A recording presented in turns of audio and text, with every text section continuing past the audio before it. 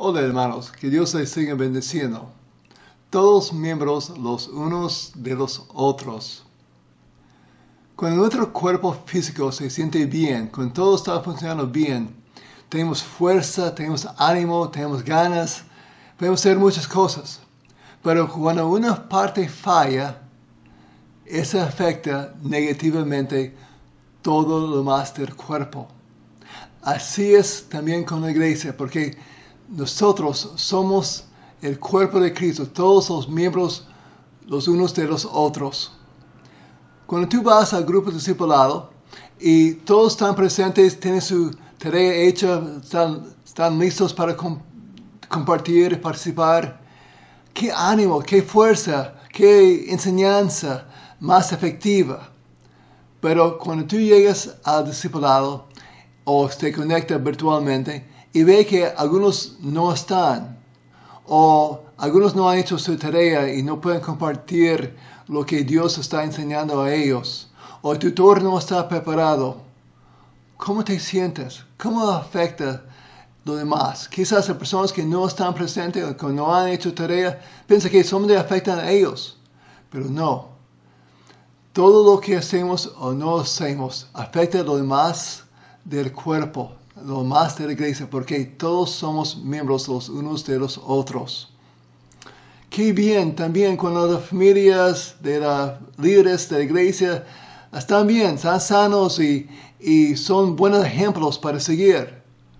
Pero cuando las familias de la iglesia, sean de los líderes o no están bien, la iglesia está débil, está triste, porque todo lo que hacemos o no hacemos afecta el cuerpo. Todos somos los miembros los unos de los otros. Y qué bendición cuando la iglesia está funcionando bien, los hermanos están poniendo su parte con los dones que Dios ha dado. Pero cuando la iglesia funciona como el mundo, cuando en el mundo 20% de las personas hacen 80% del trabajo, es difícil. O en el trabajo, cuando en tu trabajo hay otros cristianos y ellos no dan buen testimonio en su trabajo, qué difícil es para ti ser cristiano en esas situaciones. Porque todo lo que hacemos o no lo hacemos afecta a los demás. Porque todos miembros los unos de los otros. Pablo había visto la falta de esa interdependencia en la iglesia de los Corintios. Y ahora él quiere instruir y concientizar a la iglesia de los romanos para evitar tal situación.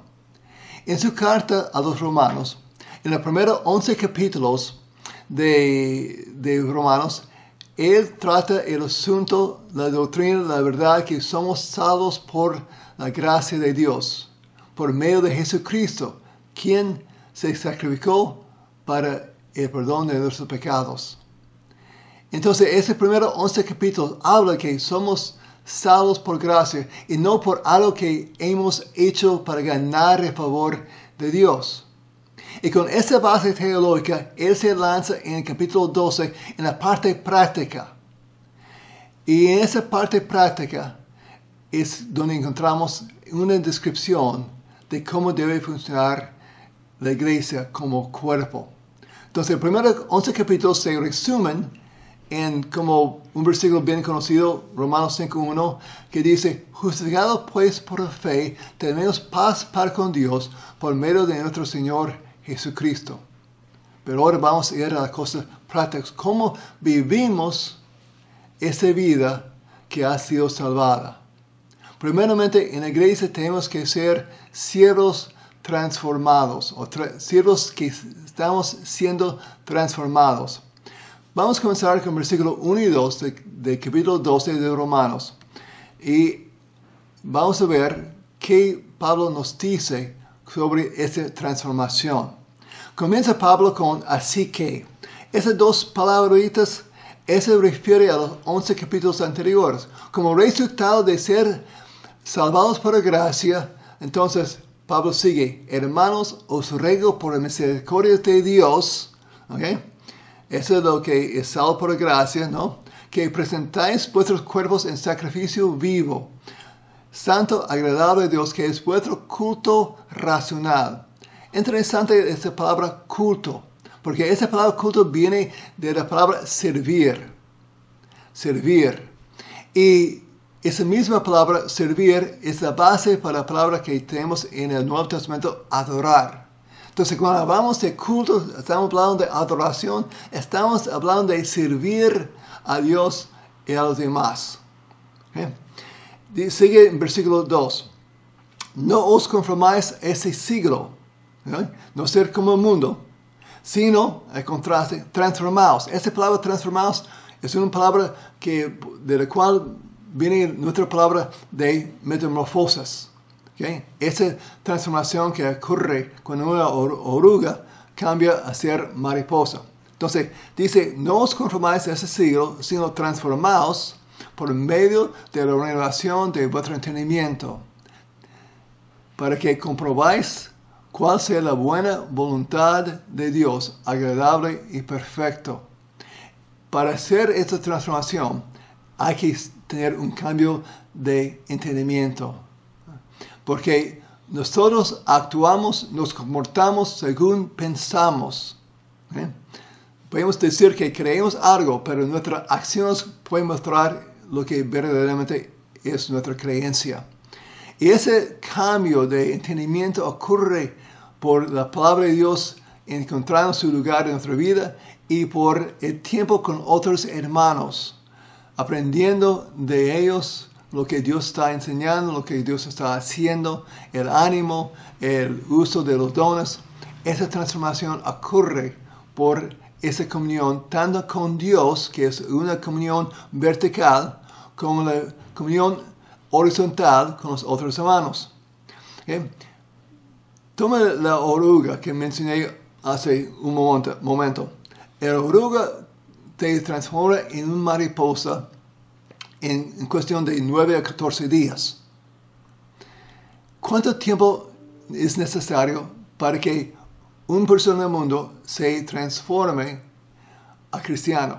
Bueno, hay dos respuestas a esa pregunta. La primera respuesta es el tiempo para personas ser cristiano. Quiere decir que cree en Dios, que cree que Jesucristo murió por nosotros, por nuestros pecados, y nuestro perdón está pagado. Arrepentirnos de nuestros pecados y bautizarnos, eso puede llevar muy poco tiempo. Pero para que la transformación sea completa, necesitamos toda una vida. Toda una vida. Entonces, hay muchos cristianos en ese proceso de transformación que se quedan, se estancan. Es como la oruga que se queda en su capullo, que no sale completamente. Y nosotros debemos seguir siendo transformados, no debemos estancarnos. ¿Cómo estás tú en ese proceso de transformación? ¿Está progresando? ¿Está siendo cambiado? ¿O está estancado?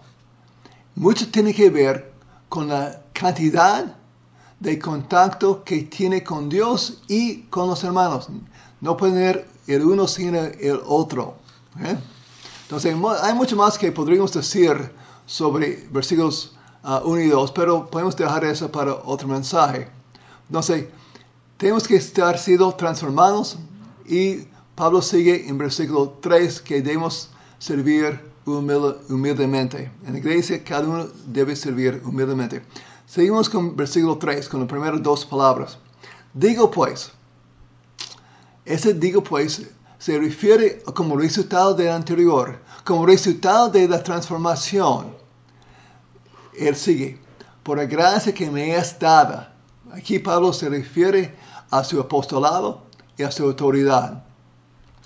A cada cual que está entre nosotros que no tenga más alto concepto de sí que el que debe tener, sino que piense de sí con cordura, conforme a la medida de fe que Dios repartió a cada uno. Aquí tenemos la tendencia de tener dos extremos. Un extremo es que la persona piensa que es único, que es la persona que hace lo mejor, que otros tienen que hacer lo mismo como él. Y hay otro extremo que menosprecia la gracia de Dios. Dicen, bueno, yo no soy tan importante, lo que hago no va a afectar a los demás. Entonces, hay que evitar los dos extremos. Debemos tener un concepto realista de nuestra parte en el cuerpo y que no somos menos ni más de otra parte. No somos imprescindibles, pero también somos necesarios. Entonces, ¿cómo está tu concepto? ¿Tú crees que eres un parte igual como los otros en la iglesia? ¿O tú crees que tú eres más o menos? Debemos tener un concepto realista de ahí. Pablo está exhortando a cada uno a reconocer aquí la diversidad de los dones que hay dentro del cuerpo. Somos muchos miembros, pero diferentes funciones. ¿Okay? Y él está aquí preguntando, ¿cómo puedo hacer el mejor uso de mi don para poder beneficiar a cada uno y a todos en general? ¿Cómo puedo hacerlo? Y tenemos en nuestra circunstancia de restricciones y limitaciones, tenemos que pedir a Dios que nos muestre cómo podemos ser más efectivos con nuestra parte del cuerpo. Tenemos que pensar en otras cosas no tradicionales, que nuevas rutinas, nuevas maneras de servir, nuevas maneras de ser parte del cuerpo. Tenemos que pedir a Dios que nos dirija y que nos enseñe tales cosas. Seguimos aquí con Romanos, porque hablamos aquí de servir en la iglesia. Versículo 4. Porque de la manera que en el cuerpo tenemos muchos miembros. Esta palabra porque está indicando la razón de la anterior. ¿Okay? Razón de que por qué debemos servir humildemente, tener un concepto real de nuestra parte en el cuerpo. Dice, porque de la manera que en un cuerpo tenemos muchos miembros, pero no todos los miembros tienen la misma función. Nadie va a servir de igual forma o manera como tú lo haces o como yo lo hago. No todos van a ser personas como Guillermo Cando. Gracias a Dios, uno es suficiente. No necesitamos más. ¿Okay? Tenemos diferentes funciones, diferentes dones, pero un solo cuerpo. Versículo 5. Así nosotros, siendo muchos, somos un cuerpo en Cristo, y todos miembros los unos de los otros. La ilustración aquí de iglesia como cuerpo es una ilustración favorita de Pablo. Él lo usa en Corintios y también mucho en Efesios, que hablando que en Corintios vosotros sois el cuerpo de Cristo, y en otra parte dice nosotros con ser muchos somos un cuerpo. Entonces entendemos la dinámica y la interdependencia del cuerpo. Eso entendemos aquí. Pero nuestras acciones a veces muestran otra cosa. Es un concepto fácil de entender, difícil de practicar. Porque es difícil porque es un desafío a nuestro concepto de individualismo que tenemos tan fuerte en el mundo occidental. Pensamos como individuos, actuamos como individuos. Pensamos que somos especiales o únicos. Tratamos de hacer todo para que se note que no somos igual como otro. Entonces es un choque, esa idea de ser parte y que todo lo que hacemos o no hacemos afecta a los demás.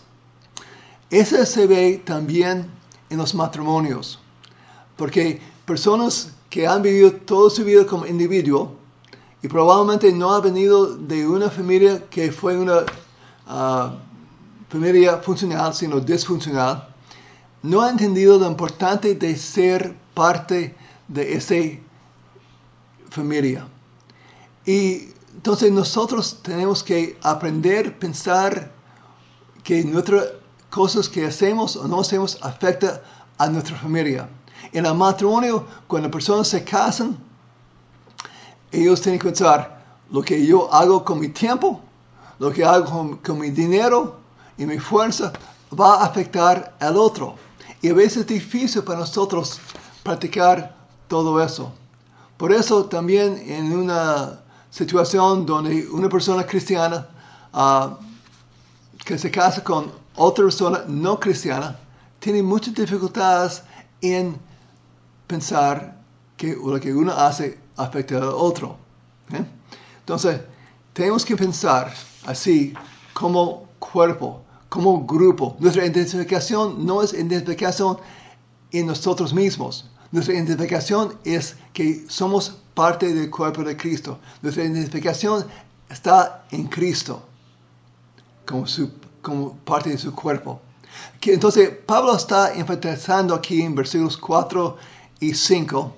Dice, primeramente, la unidad orgánica del cuerpo. En el cuerpo tenemos muchos miembros.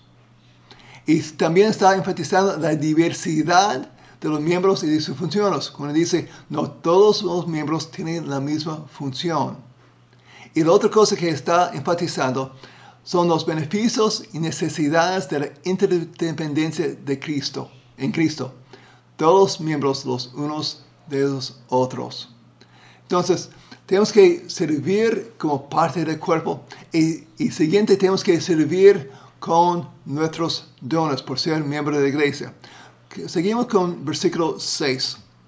De manera que esa frase indica como resultado del anterior que somos parte del cuerpo, ¿no? Que teniendo diferentes dones, según la gracia que nos es dada, si es de profecía, use conforme a la medida de fe. Tomemos nota aquí de esa frase, según lo que nos ha dado, según la gracia que Dios ha dado. ¿Okay? Tomemos en cuenta eso. Nadie tiene derecho de jactarse de su don, porque es resultado de la gracia. Cada miembro debe tener en mente que su habilidad de servir a otros es un producto de la gracia de Dios, de su amor, por quienes nosotros no lo merecemos. La misma palabra de don que usamos en el Nuevo Testamento viene de la palabra gracia. Quiere decir que es producto de la gracia, resultado de gracia. Es lo que significa la palabra don en griego aquí. Entonces, en versículo 7 seguimos con ejemplos de cómo servir. No es una lista completa, es una lista parcial, pero es para ilustrar que el don que tenemos debe ser usado de tal forma. ¿Okay? Si es de servicio, en servir, o el que enseña, en enseñanza, el que exhorta, en exhortación, el que reparte con liberalidad, el que preside con solicitud, el que hace misericordia con alegría. Usa el don que Dios te ha dado. Es importante aquí que hagamos un esfuerzo mayor porque hemos estado en isolación por tanto tiempo y necesitamos funcionar como cuerpo. Estamos en necesidad de trabajar los miembros los unos de los otros. Entonces, haz lo que corresponde hacer. Y si no sabes hacer, ora. Dios te va a mostrar necesidades. Y Dios te va a ayudar a llenar esas necesidades.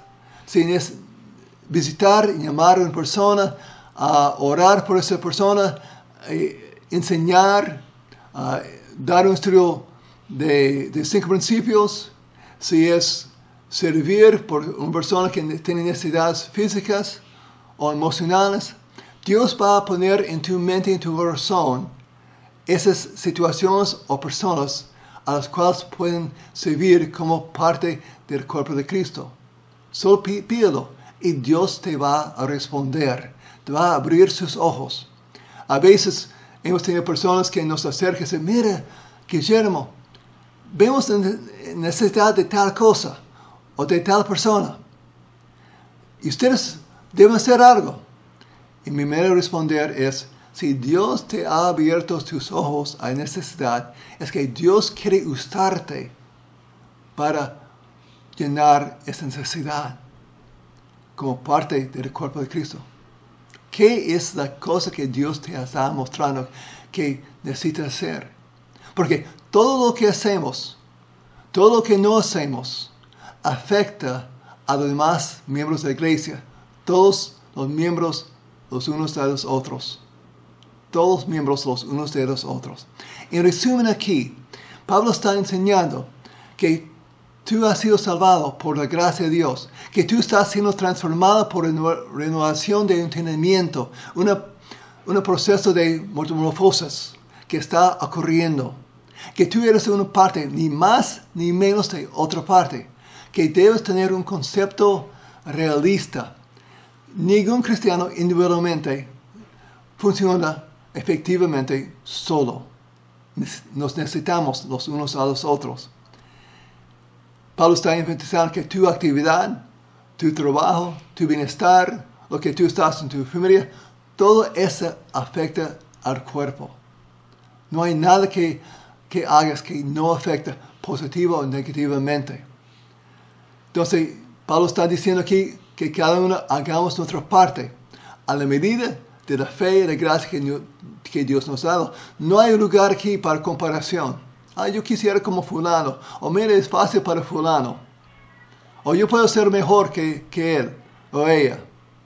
No hay ningún lugar para cambiar o para comparar el uno con el otro.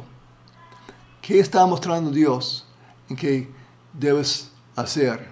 ¿Qué está haciendo o no está haciendo que afecta negativamente el cuerpo? Quizás de manera que trabajas, cómo estás trabajando o sirviendo en tu familia, cómo te relacionas con los que están alrededor de ti, de tu casa, en tu vecindario. Todo está siendo está afectando lo que está pasando en el cuerpo.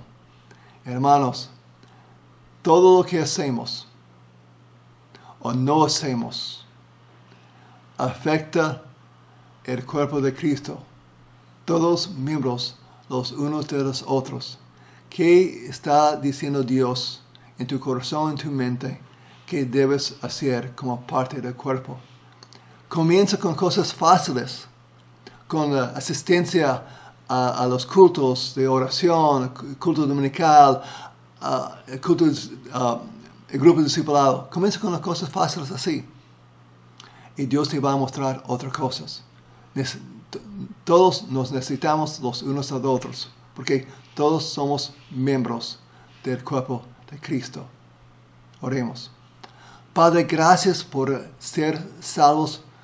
Gracias por Jesucristo. Y queremos, Padre, funcionar como cuerpo, porque sabemos que cuando funcionamos así, tú nos bendices, tú nos das fuerza, tú nos das dirección, tú nos das esperanza, y hay un buen testimonio delante de los demás para que otros te conozcan. Ayúdanos, Padre, a pensar como miembros de un cuerpo, con diferentes funciones, pero con la unidad que todos estamos en el cuerpo de Cristo. Porque Cristo hizo esto posible por su sacrificio. Gracias, Padre. Que todo sea para tu gloria. En nombre de Cristo oramos. Amén. Gracias, hermanos. Que vaya esta semana y sea un parte efectivo del cuerpo de Cristo.